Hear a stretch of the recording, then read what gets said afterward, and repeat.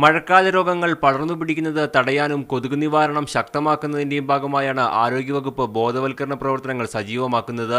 കോർപ്പറേഷനുകളുടെയും പഞ്ചായത്തുകളുടെയും സഹകരണത്തോടെ വീടുകൾ സന്ദർശിച്ചുകൊണ്ടുള്ള ബോധവൽക്കരണങ്ങളാണ് നടത്തുന്നത്.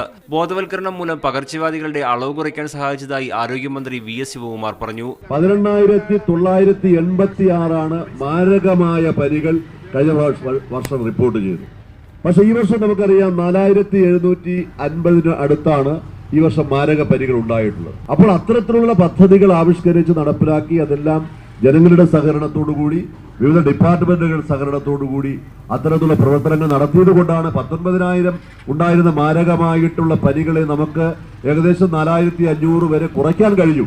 ബോധവൽക്കരണത്തിന്റെ ഭാഗമായി സ്കൂളുകളിൽ എല്ലാ ബുധനാഴ്ചയും ഹെൽത്ത് അസംബ്ലി കൂടാനും വെള്ളിയാഴ്ചകളിൽ ഡ്രൈഡേ ആചരിക്കാനും തീരുമാനമായി. തൊഴിലിടങ്ങളിൽ ശനിയാഴ്ചകളിൽ ഡ്രൈഡേ ആചരിക്കും. മീഡിയ 1 തിരുവനന്തപുരം.